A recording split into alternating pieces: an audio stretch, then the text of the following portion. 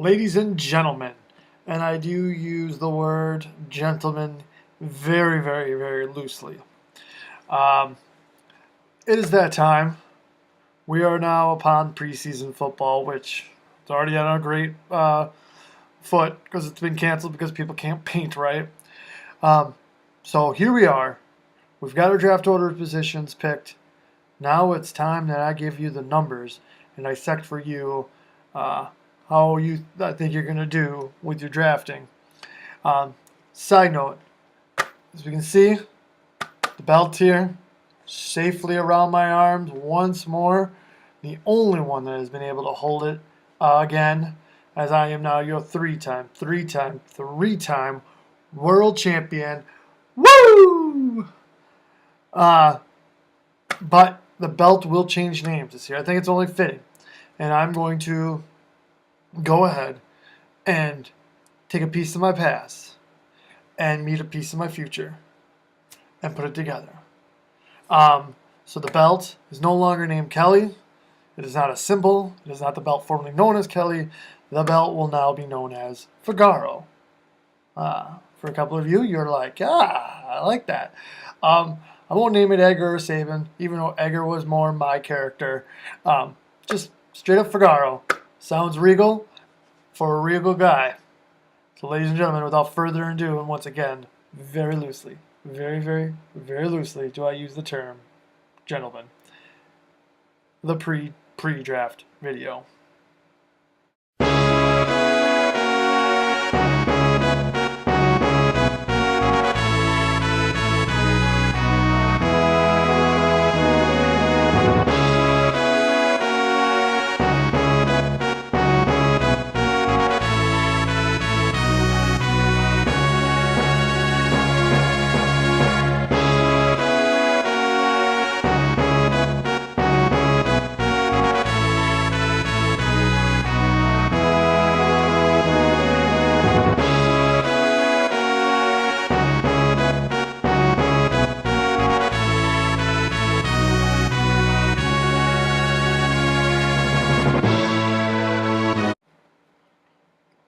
So there we go. Here we are, right into the mix of things. Folks, I'm going to give you a lot of numbers. It's going to be death by numbers. That's going to be the motto of this video. And you're going to see why. I've dissected a lot of things, given it to you, putting it out there, take it for what it's worth. But nonetheless, it's just some interesting facts that you may or may not care to know. So here we go. Death by numbers. So here we are. What we're looking at is the average draft positions. So throughout the years, where you picked is now averaged up. Sam J has the best with a 3.9. I think he drafted first overall a couple times, and we'll see that a little bit later on the video. As you can see there too, then JB 5.3, Kara 4.3. Three-way tie, Kyle, Katie, and John at 6. Eric's always liked to pick from the back and the rear because, here comes Andy with Eric in the rear joke. And then Sam B with all 3 years picking 10th. Just translating that, just because where you draft doesn't necessarily equal success, as we'll see a little bit later on. Now we can see, as we correlate it into what possibly is the more important one, but the average finish. Sam B finishes third twice in a row, so she gets that. Or second and fourth, so that's 3. Travis, 4.3. There you go, Eric. You're way back there at 5.3. But if you look at some of the bottom ones there. John's a 5.3. JB, a 3-time winner at 5.7, showing you how great he's done. Sam J, 8. He was a winner at one point. The middle of mediocrity, Kyle at 6.3.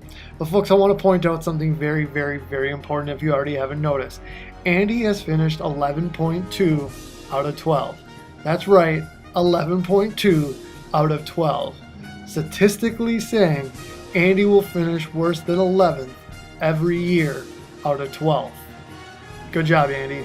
Way to make the numbers look good. And the first death by numbers stat we're going to look at is the first round picks by champ. As you can see in 2009, 10, 11, and 12, and in 14, JB, John, Troy, Sam J, and JB again picked a running back and won the league. In 2013 and 2015, Jenny and JB picked a wide receiver. So if you're looking for a championship, 72% wins with running back, 28 with a wide receiver, no quarterback or tight end. Now let's take a look at the dumpers and what they picked in the first round. 2010 and 11, Andy and JB picked a running back. 2012, Katie picked a quarterback. 13 and 14, Troy and Sam J picked a running back. And in 2015, Andy picked one of his 3 quarterbacks. So if you're going to look in to get the dumper award, 67% picked a running back, 33% picked a quarterback. So while picking a quarterback doesn't necessarily mean you're going to win or lose, picking a quarterback does put you in a little bit of position to already start being into the loser. Let's take a look at the first round picks by persons.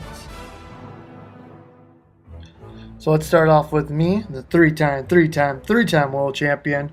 Woo! I have picked a running back 4 times for 57%, a wide receiver twice for 29%, and a quarterback once for 14%. So a healthy mix there. Travis, who was also picked 7 times, has picked a running back 3 of those times, 43%, a wide receiver twice for 29%, a quarterback once for 14%, and a tight end once for 14% as well. Travis does show you that, look at, they're pretty well matched up together, they're pretty even, and yet he's one of the overall best finishers with a 5.3 average. So shows that you can pick anybody else in the first round and you can still at least get further in the playoffs. Eric has predominantly gone running back with 5 out of his 7 choices for 72%. He's also picked a quarterback and a wide receiver once apiece with 14% in his first round overall picks. Kyle is the most intriguing person. 7 picks. He's picked a running back 4 times, 57%, which is pretty normal for the cause, right? We're all seeing that. That's like, but Kyle, of everybody else, has picked quarterbacks the most. Like, to give you an example, later on you will see that 12 quarterbacks have been taken. Kyle has taken 3 of them in the first round. So Kyle loves his Aaron Rodgers at 43%. That's probably why he's really mediocre and finishes in the middle. Sam Japes picked 6 times. And guess what, folks? He's picked a running back. He's got the number 1 overall pick. I think this will change, but nonetheless, if statistics play out like they're supposed to, Adrian Peterson, Todd Gurley, or Le'Veon Bell would be going to Sam J. John, 6 times, picked a running back 4 times for 67%, and also picked 2 wide receivers for 33% mix there, so pretty healthy right in the norm. Andy has picked a running back 4 times for 67% and a quarterback twice for 33%. Neither has really mattered because no matter what he picks, he'll end up finishing 11.2. Fun fact, there's only been 2 players in the history of the league that have drafted 3 quarterbacks. Can you guess those 3? That will be, answer will come later in the evening. Bob, 6 players, a pretty steady mix of running backs with 5 of them at 83%, and 1 quarterback at 17%. Katie has a healthy mix all over the board, no real up, no real down. Out of 5 picks, 2 have been quarterbacks at 40, 2 have been running backs at 40, and 1 tight end at 20. And I would say that was a really bad Jimmy Graham pick, unfortunately. Kara has had 3 picks in her 3 years, obviously. 2 running backs, 67%, and 1 wide receiver at 33%. Sam B is seeming to be on joining the league right at the right trend, as she's only picked wide receivers out of her 2 years for a mix for 100%. Dana's been in the league 1 year, and she quickly picked up on what this is going to be now, what I predominantly think everybody's picking wide receivers. But Dana, in her 1 year, has picked a wide receiver. Now let's take a look at each individual year and how the first round picks have panned out. Remember, this is a death by numbers video. Not by PowerPoint, but definitely numbers. Overanalyze them as much as you want. In 2009, we had 8 players and all 8 picked running back. In 2009, that was pretty much the norm. That was the standard. Everybody picked a running back. That was the way it was. You were dumb if you didn't pick a running back. We're going to start to see as that unfolds how 2006 in 7 years, how different fantasy football has just become. In 2010, saw some other creep in. We moved to 12 men, 12 players. We had 7 running backs at 58%, 3 quarterbacks at 25%, and a wide receiver, 2 of them for a 17%. In 2011, we saw the swing back to a predominantly heavy running back with 8 picks at 67%, 3 wide receivers at 25%, and only 1 QB. So far, I'm pretty confident that both QBs have been taken by Kyle. So can you remember 2012, folks? Let me break it down for you first. Here we go. 5 running backs for 42% taken in the first round, 1 wide receiver, 1 tight end, 8%. But a record-setting 5 quarterbacks went in the first round. Folks, let me break this down for you. Let me tell you how it went down. The second overall pick to Kyle was Aaron Rodgers. The 5th overall pick from JB was Drew Brees. The 6th overall pick by Andy was Brady. And this is where it stays normal. Like, you can say, okay, maybe I see it. But here's where the wheels went off the train and everything went absolutely bonkers. At number 8, Katie took Eli Manning, and at number 11, Eric took Matt Stafford. That was some panic button was being pushed there. Let me give you a cautionary tale to everything, though. Folks, do you know who finished in the bottom 6 that year? Yeah, that's right, all 5 of us. Kyle finished 9th. I finished 7th within the consolation over Eric, who finished 8th. Katie and Andy both went for the dumper, where Katie won it for the first time, and Andy finished one of his 11 on 11.2s. Bob, you're the only one that did not take a quarterback that finished in that bottom. You picked Matt Forte this year. So cautionary tale.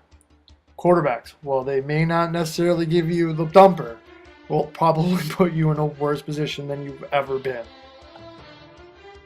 In 2013, I think we all learned our lesson, and we learned it hard. Stick to what was working.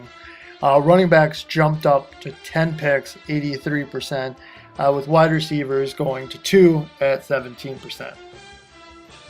2014, we saw some quarterbacks sneak back in. 7 running backs were picked at 58%, 2 quarterbacks, 2 wide receivers at 17%, and again, another tight end there at 8%. 2015 is where we start really seeing the shift of the guard. 6 running backs were taken in the first round, 50%. 4 wide receivers, 34%. 1 tight end, 8, and 1 quarterback, 8. Again, Andy taking a quarterback, and look where Andy finished. Again, can't emphasize enough that quarterbacks are there. So there you go. Here's the breakdown by each year. It's again, by numbers.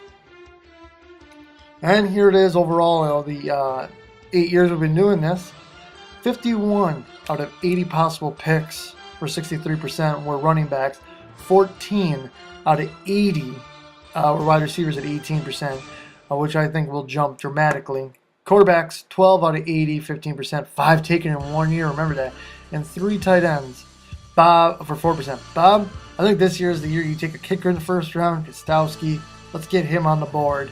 Why not, right? Kyle, Andy, can't wait for you guys to pick quarterbacks. So now let's quickly look at if we were to pick what your player was and what position. So Sam J picks most of running backs. He would pick Johnson from Arizona. Bob, running backs. Gurley from LA.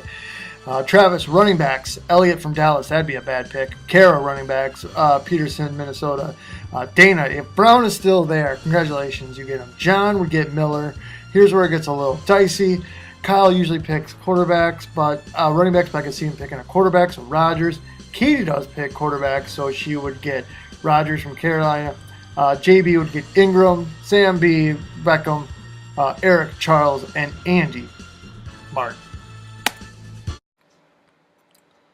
So there you have it, folks. There's all the numbers you need to look at, all the numbers you can decide what you want to do with. For me, I don't need to know them. You know why? Because I am a three-time world champion, and I'm holding on to Figaro all season long. So, do what you want. Do what you will. Remember, get me those ballots if you haven't yet, and I will see you in just 3 short weeks as we all gather in this basement to start the 2016 season. And until then, from Figaro, from JB, and the newly Hall of Famer Brett Favre, I'll see you on the Fantasy Gridiron.